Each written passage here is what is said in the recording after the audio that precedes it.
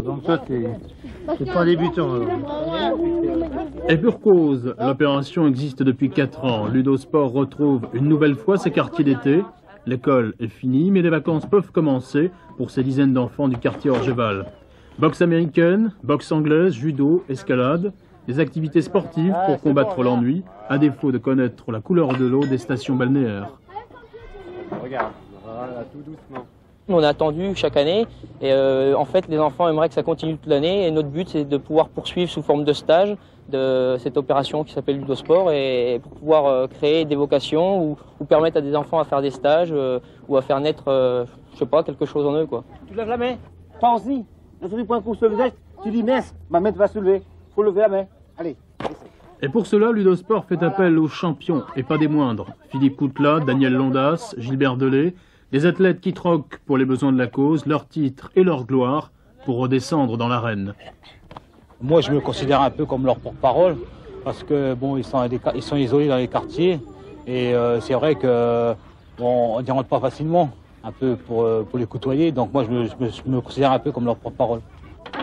Preuve de la réussite, le rendez-vous prend chaque année une dimension supplémentaire. 3600 passages en 89, 5000 en 90, les enfants en redemandent. L'an dernier tu étais là aussi? Non. Si j'étais là, mais je faisais pas de l'escalade. Qu'est-ce que tu faisais? D'abord. Pour les plus grands, l'alternative à la violence, ça veut dire avant tout l'aboutissement d'un projet. 15 jeunes du quartier s'activent actuellement à construire leur salle de boxe américaine, 3 mois de démarche et une enveloppe de 140 000 francs. Jeudi, Michel Delbar et Frédéric Brodin, la toute nouvelle secrétaire d'État chargée de la jeunesse et des sports, pourront juger sur pièce l'avancée des travaux. Les qualités du jeu correspondent plus à celles du Sud, le combat et le contact des gens qui travaillent la terre. Bon, lorsque vous avez comme environnement le béton, on fait quoi? Bien sûr, je regardais ça à la télé, à la radio, j'entendais ça. C'est tout, j'aime bien ça. Bah, c'est bien, on s'amuse et puis... Que serait le rugby sans cet esprit de conquête? La rigueur, l'effort et l'excellence, approchés par des jeunes en quête de repères. Le premier contact avec le ballon ovale est une réussite sur le gazon d'Orgeval. On est bien loin du rugby doré. Surtout une grosse réaction de satisfaction quand je vois tous ces jeunes autour du terrain évoluer de façon aussi agréable et puis en fait tout simplement prendre leur plaisir en jouant au rugby. C'est un bon sport. Un peu mieux que le foot. L'objectif pédagogique, apprendre à jouer avec l'autre, l'accepter et le comprendre. Nous ne sommes pas dans une région rugbystique, à proprement parler. Et en fait, en tant que comité départemental de la Marne de rugby, nous ne pouvons être que satisfaits. Au terme de la première phase, le regard des spécialistes change. Les gamins s'investissent, ils ont déjà leurs préférences. Bah, les mêlées parce que... On pousse bien, on peut frapper en cachette et tout. En voilà un qui a tout compris. Ah, les mêlées. Ouais, c'est bien. Et pourquoi on se défonce. Ouais, c'est tout. Tu vas revenir? Ouais, oui, tous les mercredis.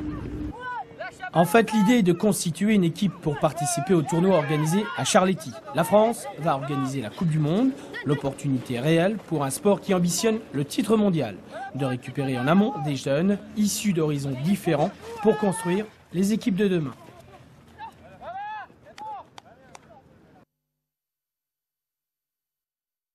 Face à Tourcoing la semaine dernière. Et puis pour terminer, des images fraîches, des images de l'UCEPIAD organisées par l'Union sportive de l'enseignement du premier degré. Les UCEPIAD de Champagne-Ardenne, c'était ce week-end sur le stade d'Orgeval à Reims. De nombreuses activités sportives se sont ainsi succédées, mini-basket, handball, football, tennis de table. Bref, une journée multisport qui a réuni 1000 à 1500. De leur périple à travers toute l'Europe, il leur reste des kilomètres dans les jambes, des souvenirs plein la tête et Transorient Omnibus. Un carnet de voyage avec des lettres, des poèmes, des récits, un vrai livre qu'ils ont écrit eux-mêmes pendant leur temps libre sous la direction d'un écrivain professionnel. Chacun écrivait librement. On n'avait pas à se concerter, du moins chacun, on se disait on va parler d'un pays, de la Roumanie par exemple, ou de la Turquie. Et chacun donc écrivait son texte sur le pays concerné, sur le lieu, sur le moment. Ce qu'il avait envie d'écrire, ce qu'il ressentait. Ils s'appellent Fatia, José, David et Antoine. Ils se sont connus sur les bancs de l'école à Orgeval, une cité de Reims. Eux, ils ont eu la chance de s'en sortir, alors ils ont décidé de montrer l'exemple. Pour occuper les jeunes du quartier, ils ont organisé des booms. L'argent récolté leur a servi à monter ce projet de voyage et de bouquins. Aujourd'hui, ils sont devenus une locomotive pour les plus jeunes de la cité. On leur a montré qu'on est capable de faire quelque chose et qu'eux aussi, par la suite, s'ils le veulent, ils sont capables aussi, puisque nous, on l'a fait. Donc, quelque part, on leur donne quelque chose de magnifique. Au cours de leur voyage, ils ont tout connu, les galères de visa aux frontières, la prison, la peur, la misère et la crasse. Mais il y a eu aussi ces moments inoubliables à méditer sur une plage, sur la beauté du monde. En Roumanie, ils disent avoir beaucoup souffert, la Grèce et la Turquie, ils ont adoré. Peut-être que sans m'en rendre compte, je comprends peut-être un petit peu mieux les gens maintenant. Leur misère ou leur joie. Enfin, il me semble que j'ai quelque peu mûri. Depuis leur retour, rien n'a changé dans leur vie. Ils ont repris leur travail et leur quotidien. Avec Transorient Omnibus, ils ont juste envie d'aller un peu plus loin en l'adaptant pour le théâtre avant de repartir vers de nouveaux horizons.